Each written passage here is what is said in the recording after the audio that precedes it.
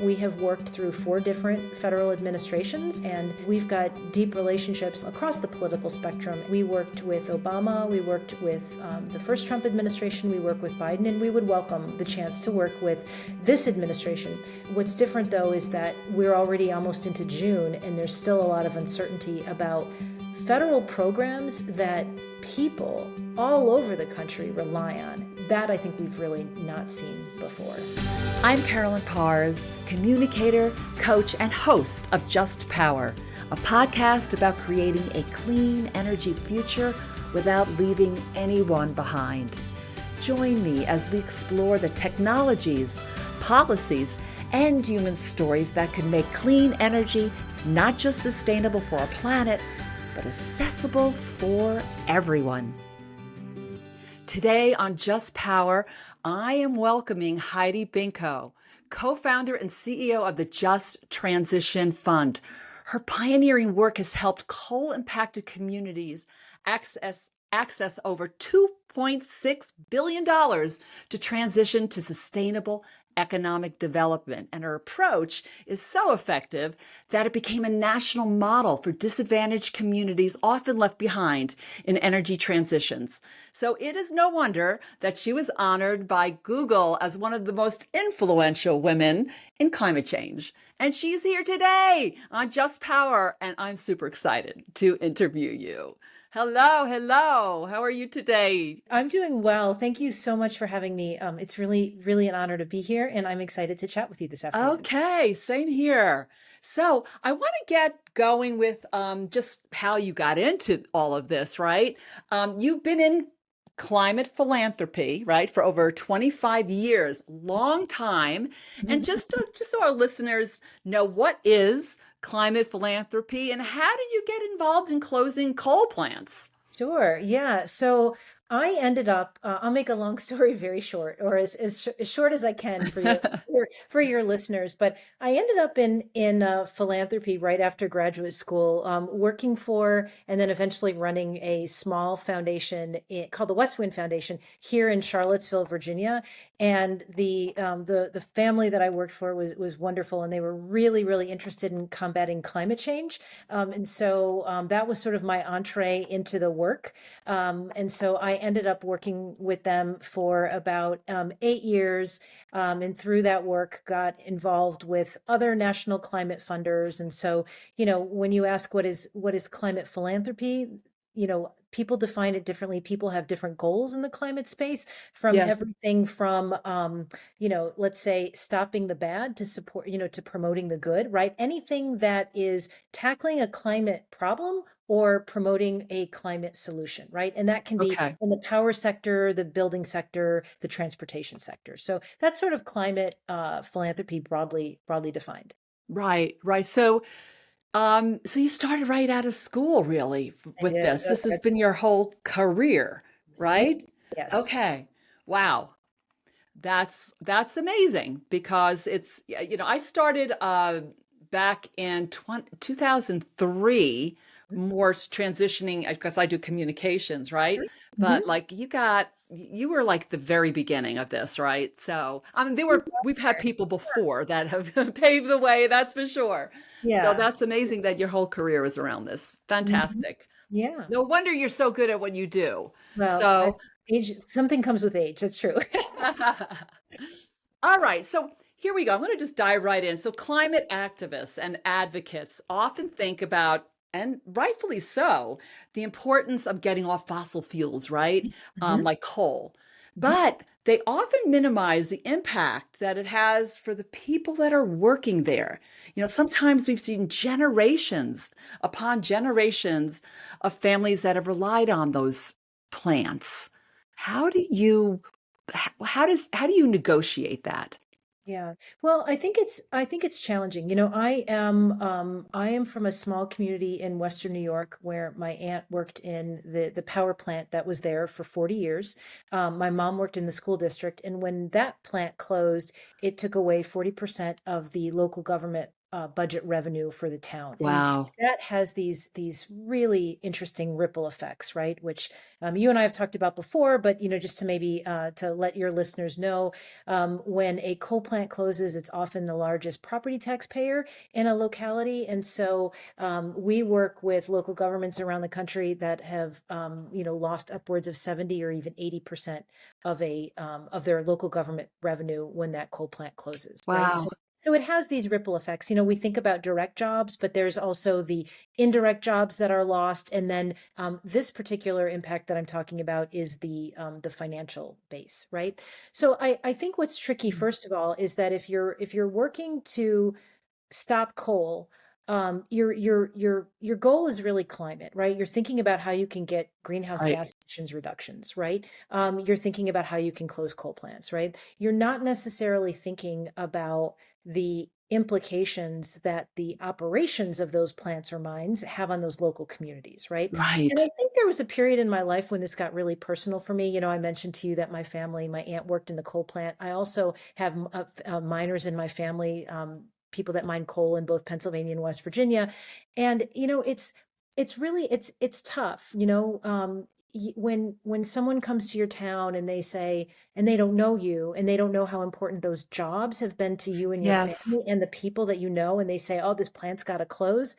It's almost a non-starter, right? Because no one Mm. wants their livelihood threatened. No one wants the way that they've put food on their family, food on their family for to help their family taken away, right? Nobody wants that. So, I think we're in an age or during a time, I should say, when we really need to be having more conversations, and that is not the way to start a conversation with a community, for sure. Yeah. We need to have more conversations, yet we want to speed up, right? So that Yeah. becomes Yeah. the disconnect. And we'll talk a little bit about that. But so so when a coal plant is going to close, and there's a lot of them happening right now, right? What does Just Transition Fund do to help communities? Sure. So we've done a number of things in the past, and so we essentially what it boils down to is we help communities plan and prepare for closures, right? So Mm.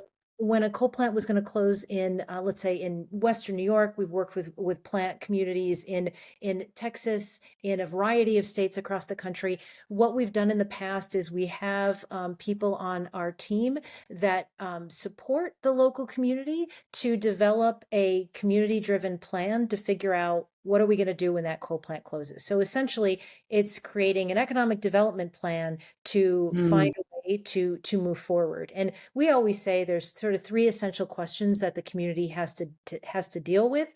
Number one, what are you going to do to replace lost jobs? Number two, how are you going to replace lost revenue? And then number three, what are you going to do with the site? Right. So Yes. those planning processes usually address those three questions, right? But the idea is you have to plan, you have to figure out where you want to go, right? And you have to think about all the options. And so that really was the approach that we were working on for quite a number of years. And of course, when the Biden administration came to power, they offered a lot of funds, not only to support economic development activities in these places, but also to for communities to plan, right? So before Yes. we were doing this with communities with just philanthropic resources, the nature of that really changed in the last 4 years. Yeah, and it escalated for a while, right? There was a lot of money going in, and then it got pulled back. Mhm. So we'll talk more about that. I want to just back to the communities. You also work with utilities, though, right? Because it's the So, utility is closing a coal plant, the mhm, community is affected, the workers. So mhm. how does that?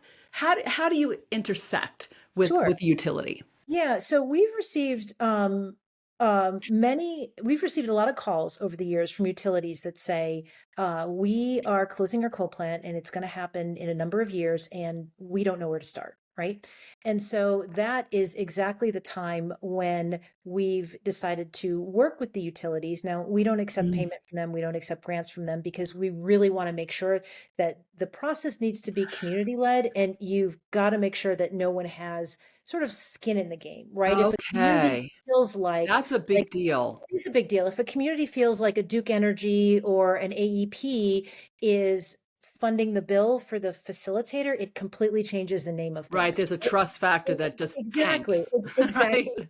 And so we really feel like the utility, the community partners, labor, everybody is a really critical stakeholder and no one is more or less important than the other, right? Okay. So the way that you sort of set that equal footing is by doing that, right? Is by making sure that each of those different stakeholders participate, but they don't participate with, with with funding in the game or by choosing who they hire to facilitate. So we've done that over the years and worked with a number of different utility companies in different states. And I will say that those processes have gone very, very well. And one of the things we found from all this planning work is that the best outcomes happen when a community engages early. And I guess it's kind of like anything Yeah. else, right? When you plan for something, you're much better suited to, and you're much in a much better position to develop a good approach versus just sort of being reactionary, right? So, Yeah.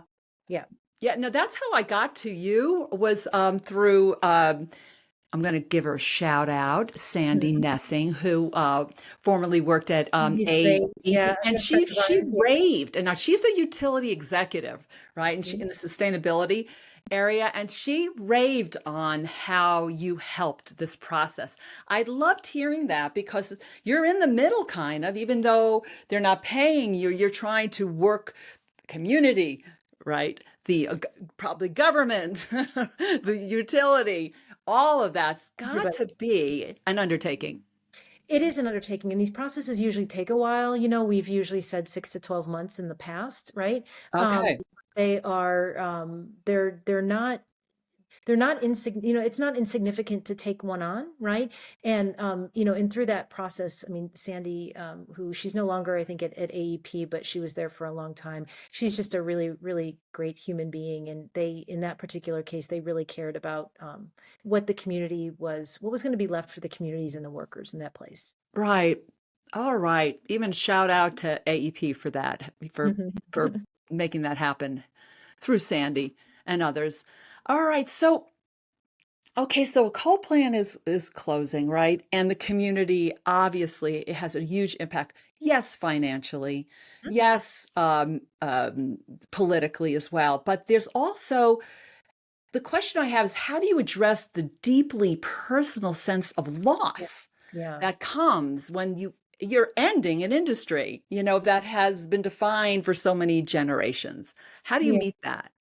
I think that that's exceedingly difficult, and I think probably a good place to look to draw sort of inspiration and ideas are from the coal fields, right? Particularly in Appalachia. That is a place Mhm. where, the culture and the identity of being a coal miner runs deep, right? And people are really proud. As they should be, right? They're really proud of their family's history and the role that they played in, people say this all the time, but empowering America, it's true, right? And Right. and helping to help spur our industrial revolution and help power cities, right? It's the same in the Colorado Plateau. The build out of the Colorado Plateau around the Four Corners area is what electrified cities like Phoenix and Los Angeles, right? People don't Right. necessarily think about that, right? But Yes. coal has played a really, really important role in our Mm. country's evolution. And so for me, there's there's a big difference in thinking about uh, a company and thinking about an industry and thinking about an individual, right? And I think that finding common ground and understanding what the individual, what the family, what the workers have gone through, Yeah. um, I think is really, really critical. And I think often that's kind of been a misstep. And again, I don't think any of this is malicious, but I think in a lot of the conversations to shut down or stop coal, over the years, the workers themselves have felt demonized. And I think no one intended that, but that was sort of Mhm. the fallout, right? So I think, really Mm. being respectful of that history, that hardworking nature, I think is a critical first step. Yeah, and I've seen that in action happening, Yeah. right? What the demonization of the utilities sometimes too, Yeah. right? And also Right. the Yeah. people that work there. Right. Um, when years and years before that sometimes in the 30s, 40s, and 50s when this was all happening. So different. Um, all right. So your work has become a national model for helping communities in transition. Wow. Way to go. I think Is so, there an yes. We're really proud. We're really proud of yes, that's yeah. unbelievable. Is there an example that you'd like to share of a successful transition that you're particularly proud of? Yeah, there are many examples. I think what's challenging in this space is that I'm not sure that people understand how long it takes to diversify an economy, right? So I mean, you're literally going from you're trying to change what has been a mono economy in a lot of coal mining towns, That's right? true. And you're trying to promote economic growth often in places where maybe the population has been declining for a while. So Mm, you want to go from here to here, and that doesn't happen within a grant period or a year, or even necessarily a political cycle, right? So, when you ask about examples, I can give you hundreds of examples around the country of, we work with amazing coalition of people in the coal fields of Southern West Virginia that are really trying to make their communities a national leader in climate resilience by okay. taking abandoned former industrial sites and abandoned mine lands and turning them into either solar farms or places for new green manufacturing battery centers, right? We're Yes. working with some really incredible innovators in the Wind River Reservation in Wyoming, and they are thinking about how they can take advantage of their assets, which revolve around cultural tourism and agriculture, and kind of tap in to the regional Western tourism around Western parks, right? There's a gazillion examples of Wow. entrepreneurs and different people with different really big ideas in different places. I think what's been exciting for us is that the investments that the Biden-Harris administration provided were really the first time that we saw investments at a level that would cause or that would help spur catalytic change, right? They had been at a much, much lower level before that, right? And so, Mm, it's hard to say. We're not at the point yet where we can say, here is an energy community, here's where they were, and they are yeah. competitive. Okay. It's all in transition right It's now. all in transition. Yeah, Yeah. I hope in, maybe 3 to 5 years, we've got some more of those examples, and I think we will. But I think today we're sort of still midway through the process, but a lot of hope, a lot of really great Okay. thoughts for sure. Transitioning to a clean energy economy is different than a coal or fossil fuel economy, right? Because a lot of times with energy, maybe different with hydro, but with solar or wind, there's jobs that get the let's say the solar array or the area Hmm. solarized and wind. But then after that, it maybe there's a few people on a computer, right? There's not the Yeah. magnitude of jobs we see in others. So Hmm. that's Hmm. a little tricky, right? Because that's one of those things that I hear a lot. Like, how do you deal with that? You really have to diversify. It's not just We do. one We do. industry, right? That Yeah. holds a whole town or city. Yeah. And I think this is so much better now than it was even, let's say, a year ago. But I found, us at the JTF, we were having these conversations quite a bit in the last year or two, although I think that it's really the field itself has made a lot more understanding. But when you're working on a clean energy project, you really your goals are usually about greenhouse gas emissions reductions, right? Or Mm, megawatts installed, right? When you're working to diversify an economy, the outcomes or metrics that you're looking for are economic, right? You're looking at tax base replaced, workers trained, jobs created, new yes. businesses stimulated, right? There has been this, and we all like to tell stories, and I think sometimes we all really like to grab onto simple narratives. And what's happened in the last, 5 to 10 years is that this idea that you can go from coal to clean, and going from coal to clean it will address your climate problem and it will address your economic problem. And that's not always the case. It's a piece of it, and it's a really, really Mm, important piece of it. But, I always say, like, you want a diversified financial portfolio. It's just like a community. You want to diversify an economy. That means building out that economy based on the assets of a place. You would never think about, like, investing only in one sector, yeah, right? So it's right. That would always going to not be Right, exactly. It's going to be clean energy plus X plus Y plus all Yes, these things, exactly. right? And so I think that that's the way that, we always try to get people to think about it. Clean energy is really important, but it's not always, it's not the economic panacea that these Mm. communities need.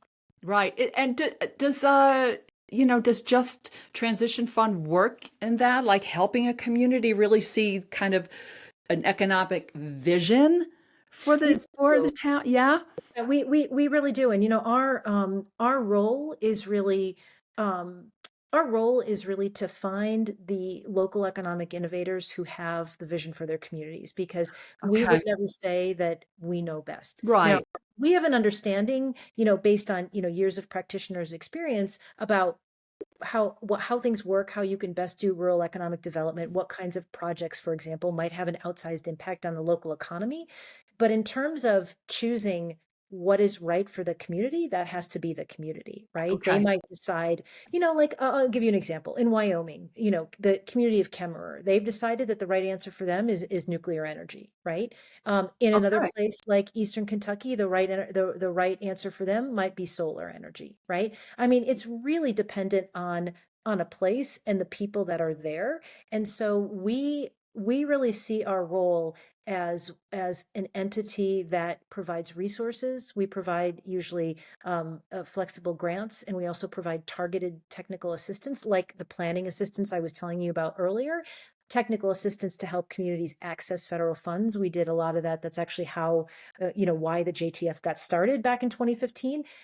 So, we are there as like a resource provider and to help get communities what they need, but it is never, we never say this is how you should do it. Yeah. But you have a, kind of plethora of case studies that We can do. act as Mhm. helpful for them to say, wow, this is what happened in Wyoming. That's right. And what's going to happen in Detroit, Yeah. right?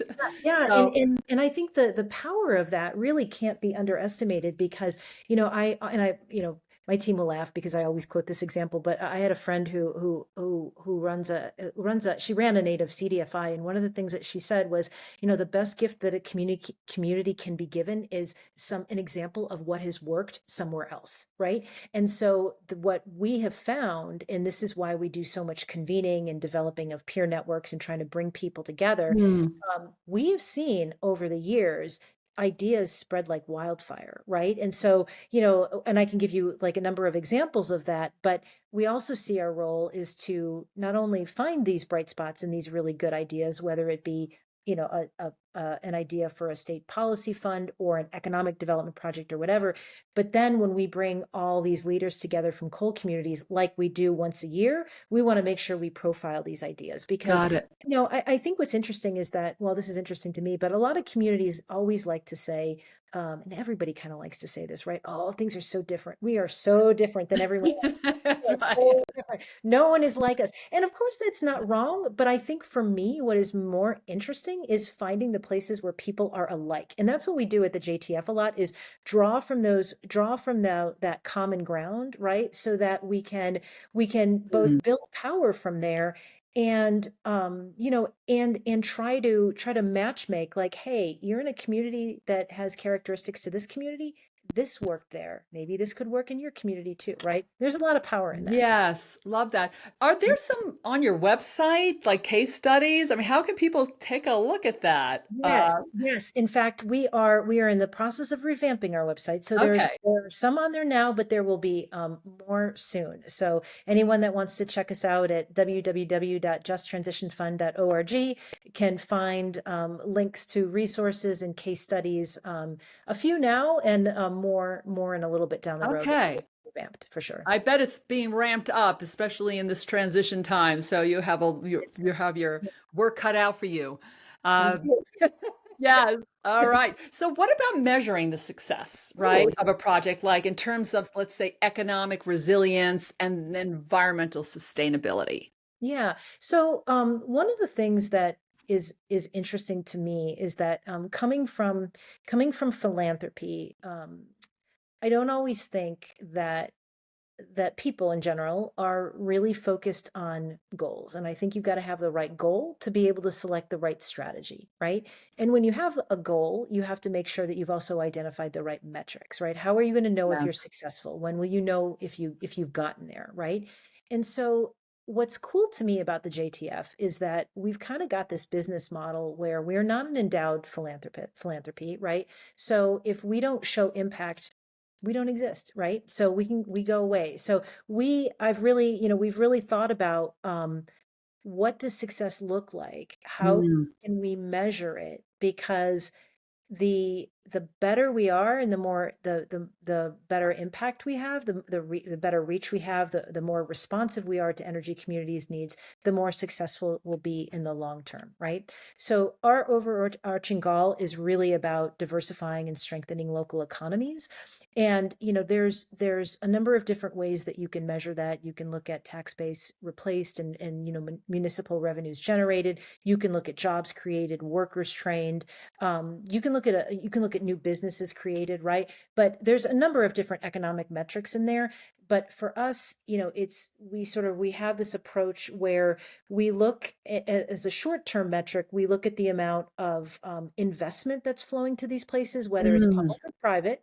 We look at the economic outcomes they create, which are the economic outcomes that I mentioned to you. And then we look at our reach, right? And so what our reach is we've got this very defined set of the hardest hit coal communities across the country, 372 counties, happens to be 10% of all counties in the United States. Wow. And we are just inching along, Carolyn, right? We're just like, we've got this goal that I think it's by the end of 2028, we want to have reached them all, right? So we're measuring progress every year on how far we get. So leverage, economic outcomes, reach is sort of the motto that we live by. Wow, fantastic. You have your own metrics as well as for the community developing the metrics as well.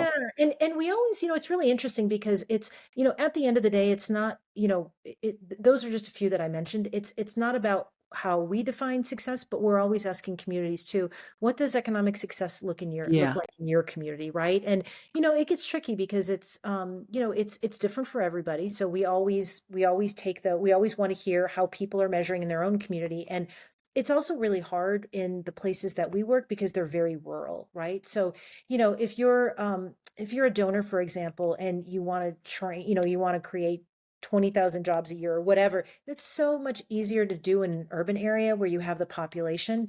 And mm, it's very different in a rural area, right? So yeah. it's really something I think that philanthropy in the field needs to really think about, which is what does success look like in rural America and how can we get where we want to go as a country? Right. So you mentioned rural America. I have a question on that, right? So often feel, communities in rural America feel that the urban climate, let's say activists or advocates, don't understand their realities. It's Mhm, totally different. mhm. What misconceptions do you wish both sides would let go of or even understand more? Yeah. So, No, I think that's a great question. It's different. It's difficult in both places, right? And it's difficult for different reasons, right? Um, and I think at the end of the day, just like I was talking to you about like different coal communities can learn from each other, I think that there's a lot that urban can learn from rural and rural from urban, right? okay. So I think maybe a starting point is, we have a tendency when we do work, and I don't mean we at the JTF, but I think we as a sort of as a society, right? Like we tend to segregate ourselves a lot. And Yeah. I think it's, I don't know, it's a lot more interesting when you start pulling people together to figure out how they make change on any given issue, To bring right? So, them together or just take yeah, best practices on e- how that could be. exactly, Yeah, exactly. yeah. That's good that you're doing that. Because uh, bring in another group, right? I mean, our tribal communities Mhm, have different values, different cultural absolutely. aspects. We're looking at historical trauma sometimes, relationship and spiritual sacred relationship to their land. Right, Are there absolutely. different approaches that have emerged when you worked with on with tribal Tribes. tribal? Yeah. So land and we've worked with, we've done most of our work with the Navajo Nation. We've done some work with the Hopi tribe, and also with the Crow, and so and a little bit with some communities in the Northern Cheyenne. And so just drawing from that experience over the years, it's really it's these are places that have just been underinvested in for so long, right? yes. And have such really the difference is really, I would say, is people power and capacity, right? Okay. There's just such little capacity, and there's, where you might have a baseline from, from other rural places is here, you're just starting from a much more challenging place, right? So we have just, we again just keep kind of plugging away in a lot of places where there isn't that capacity and there isn't that manpower.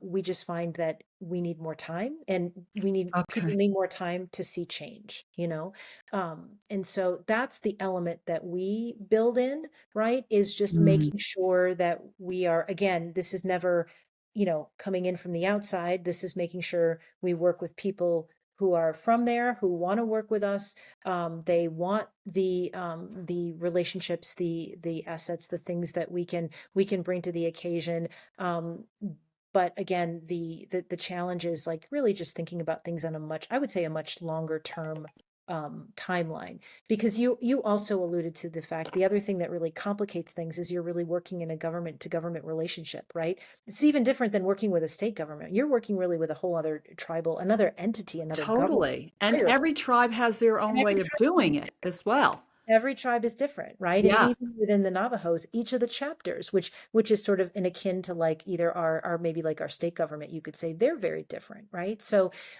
it's, it's challenging. It's challenging nonetheless. But we've had some of the best products and projects come out of that work that we've done with, for example, with the DOE Office of Indian Energy and with the Navajo Nation. Okay. Wow, fantastic. What about projects that maybe didn't, right, work Didn't work out. out in Yeah. the way that you Yeah. hoped, right? Those Mhm. rarely told, you know, success stories that never happened, right? Right, right, right. Well, I think that that's part of, like, that's also part of philanthropy's role, right? I mean, and I think this is really interesting, as philanthropists, we can take risks on things, right? We can seed things, we can take our time Mm, to help communities develop ideas, right? That other investors cannot, right? And so there are a lot of groups that we've worked with over the years that maybe had different ideas to diversify their economies.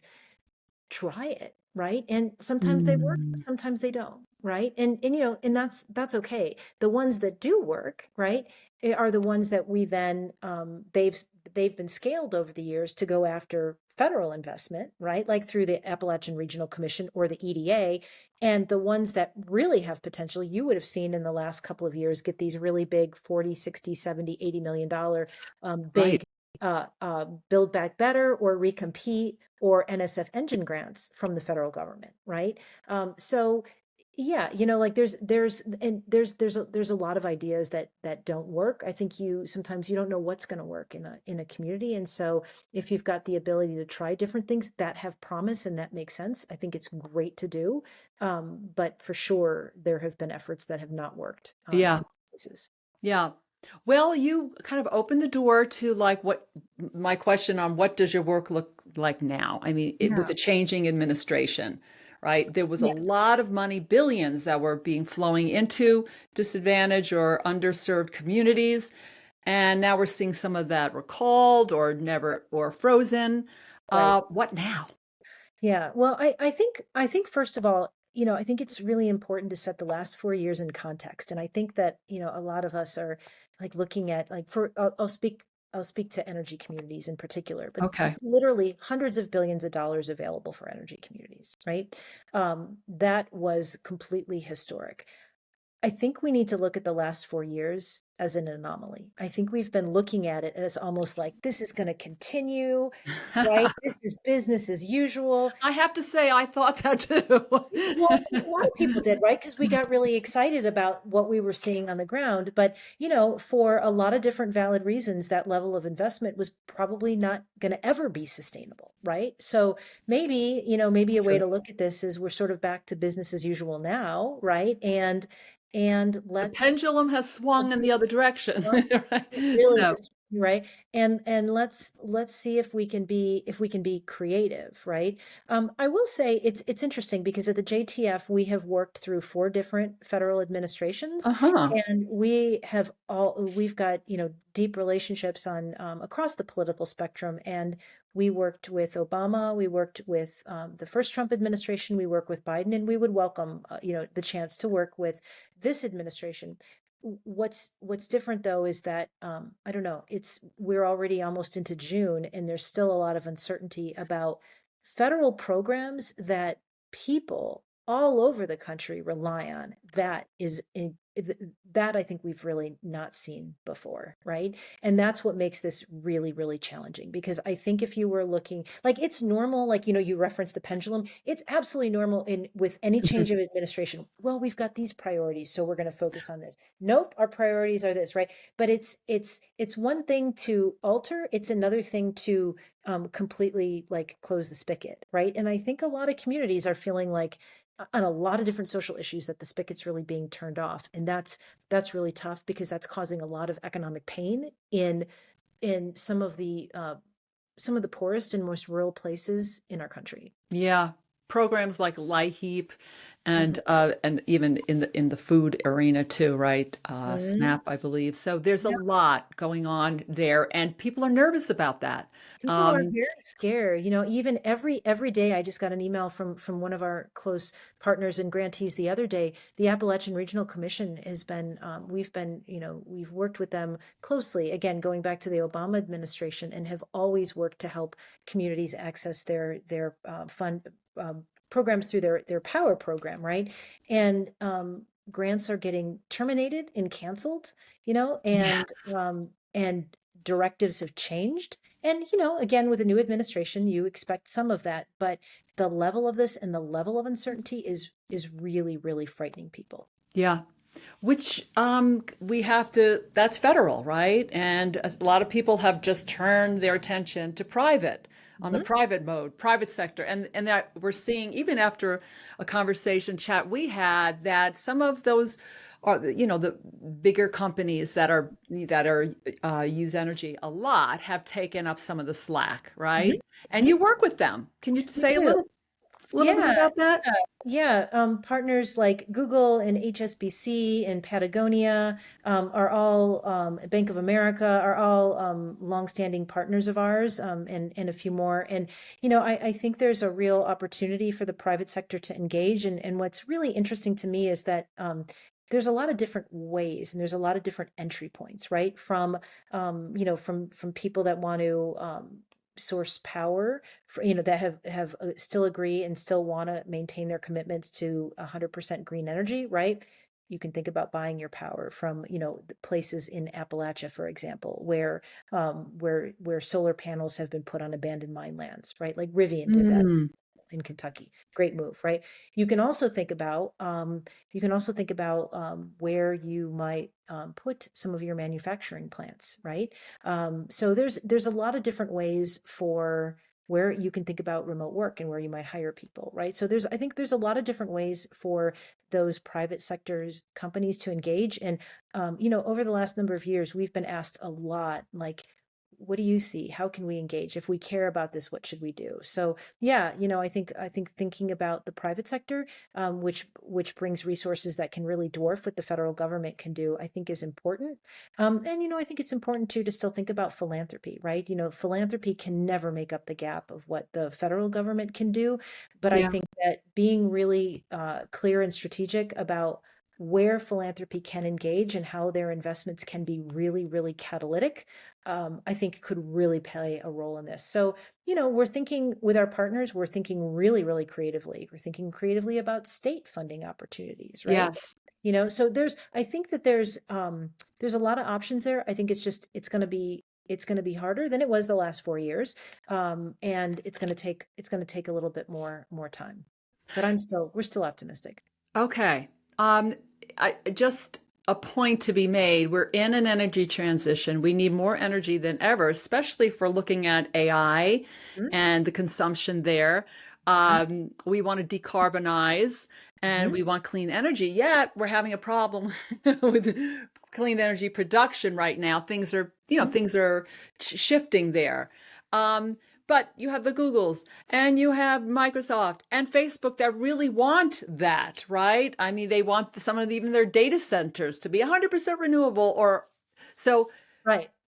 that sounds like what a challenge. And how do they I mean, can you give an example of how maybe a company, it could have been one that I mentioned or another, that has stepped up and done something or is experimenting more creatively in this Yeah. arena? Sure. And I'll preface this by saying I am not the best person to talk about this. I think this is really these are tricky questions. I think it's hard to know what's going to happen, right, in this space. And it's really challenging, right? So, over the years we've seen let me speak to this because this might be a better response from the Just Transition Fund. Over the years, we have seen companies like Google, like let's say, put a data center in a place where there was an old coal plant, right? And that worked out very, Okay. very well for the community. This happened in a town I'm thinking one of the early ones was in Alabama, right? This was like an example from a number of years ago. Um, they also, I believe it was Google, but they had explored for a while trying to put a data center in the place where a coal plant was closing in Becker, Minnesota, at the Sherco plant, which is a community that we worked with. And they ended up not going that route. And actually, Excel ended up putting up just huge solar arrays, right? That Okay. was the solution that Minnesota community found. I think this kind of goes back, from my perspective, to what you and I were talking about at the beginning of the conversation.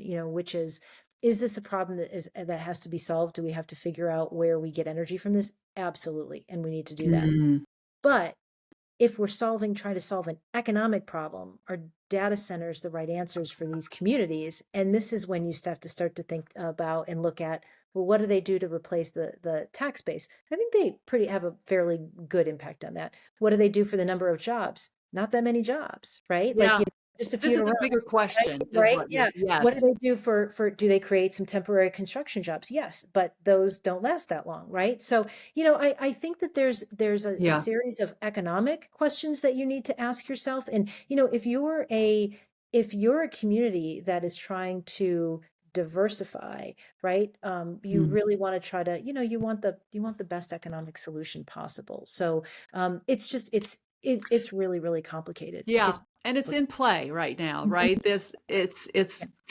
That's why they call it a transition. So we're in play right now. So thank you for that. I didn't know that example that, and it sounds like Excel came in, and perhaps on a state level, right? So back to working right locally as much Yeah, as you can. it's a great example. You asked about an example earlier about like I said, I gave you a lot of examples of things that were in progress, but the work that was done around the Sherco plant in Becker, Minnesota, which is something that we worked on going back to, I think, 2016 or 2017, is really, really cool, because that's an example of a community that got money to plan, to figure out what to do, right? Over the years, they went through a process, and eventually the town, working with the utilities, working with other local affected stakeholders, ended up really hearkening on this, finding this really cool solution. And Excel has done just a really marvelous job up there. All right. So in closing, you've spent decades now, right? Working in a space where progress, you've said it today, can be slow and politically fraught. What sustains you personally, Heidi, Mhm. even through these inevitable setbacks? Yeah. Oh, I love that question, Carolyn. So thank you for asking. I think at the end of the day, you know, I I was I was raised in a family, in a very blue collar, hardworking family, and what was from a very young age, it was just instilled in me the importance of a dollar, how important it is to work hard, right? And so when I end up meeting like some of my wonderful friends in Kentucky or Wyoming or just the different places that we work, really amazing people that are just working hard every day to feed their families. Yes. And they might say this small thing that the JTF did was like so helpful to them. I mean, to us, of course we're going to do it because that's what we do, but it really made a difference. But just the opportunity to interact with them, get to know them, and Mm. offer something in this, whatever small part it is, to help along the way, has been is really, really satisfying. So It's that's how life changing, frankly, right? Life it really changing. is. It really is. It really is. And for me, at the end of the day, it's all about the people you meet along the way. Okay. Well, as a fellow journeyer in energy transition in my way, I know how hard it can be. And I also know how rewarding it can be, especially the work you do with helping the communities and bringing them all together to find the best mix, the best process, the best methods for them. So your breadth of knowledge, your devotion, and your grit is something to behold. So thank you so much for doing the work. How could people learn more about it? They can go to our website, which is www.justtransitionfund.org, and find out about our current initiatives and programs. And there's all kinds of ways for folks, once they land there, to contact us. So I encourage people to do so because we would love to talk to stakeholders from communities or people that are interested in our work anytime. And Carolyn, I just want to say thank you so much. It's been really lovely to talk with you this afternoon, and I appreciate the opportunity to talk about our work. All right. Well, thank you for taking the time. And for you, if you enjoyed this show, we'd love to hear about it. So please make a comment and share this. Share this one with a friend or a colleague or your energy company. And let us know what you're doing personally to create a clean energy future without leaving anyone behind. Because you know what? You know this already, right? We're all in this together. Thank you for joining us. If you enjoyed this episode, make sure you subscribe to Just Power wherever you get your podcasts. And if you really loved it, leave us a review and tell everyone you know about our podcast.